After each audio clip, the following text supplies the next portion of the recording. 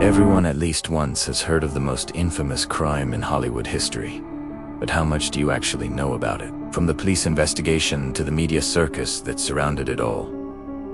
This is the story of the Black Dahlia Murder, January 10th, 1947. The brutal murder of 22-year-old Elizabeth Short would shock the nation and put the city of Los Angeles on edge. After being found mutilated and posed in a vacant lot, the young actress's case became the largest and most sensational murder investigation in the history of the LAPD, garnering worldwide attention and making headlines for decades. But despite the massive manhunt and public outcry, her killer was never caught. After moving to California from Massachusetts, Short began working as an electrocutional secretary while pursuing an acting career. Although she never achieved stardom, she did manage to land small roles in several films, including Alfred Hitchcock's Leave Her to Heaven. However, on January 9th, 1947, after a night out with friends, Short was reported missing by her mother. Despite an extensive search, there was no sign of the aspiring actress until 4 days later, when a woman walking her dog stumbled upon a horrific scene in a vacant lot across from the Biltmore Hotel.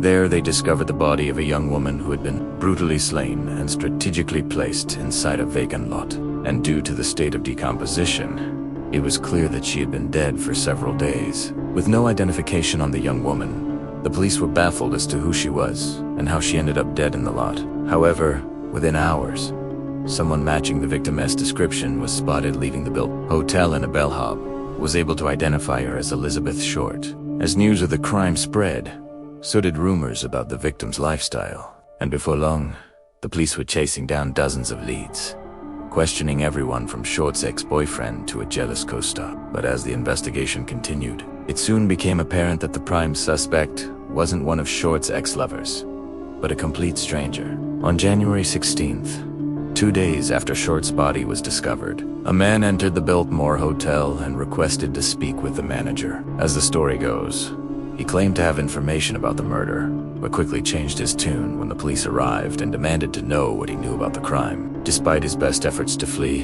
the man was soon in custody, and his name was Mark Hansen. Although he initially denied involvement in the murder, Hansen would eventually crack and lead the police to a house in the nearby suburb of Glendale, believing that they would find evidence that connected him to the crime. But to his surprise, they didn't find anything. As it turned out, Hansen wasn't just a random drifter who had killed Shore, but rather a former carnival worker who had developed a disturbing obsession with the case. In fact, not only did Hansen know many gruesome details about the crime, but he also seemed to be familiar with Short's daily routine, even knowing which bus she took to and from work. Unfortunately for Hansen, the police weren't buying his story, and soon enough, his freedom, with no physical evidence to connect him to the crime. The police were forced to let Hansen go, but they weren't finished with him just yet. A few days later, they received a call from Hansen's parole officer informing them that Hansen had confessed to the murder while the two were having a private conversation. The police wasted no time in arresting Hansen and charging him with first-degree murder. But as the trial began, it became obvious that the prosecution didn't have a strong case against him. With little physical evidence and no witnesses, the only testimony the police had to rely on was Hansen's confession, which he later recanted. In the end, the jury agreed, finding Hansen not guilty and setting him free. However, although he was acquitted of Short's murder, he would spend the next 16 years behind bars for other crimes. But as his sentence came to an end, so did the investigation into the Black Dahlia murder. With no new leads, the case went cold, and Short's killer would never be caught. And as for Elizabeth Short, her legacy would live on through the morbid fascination with her unsolved murder, which has inspired everything from documentaries to fictional films and TV shows.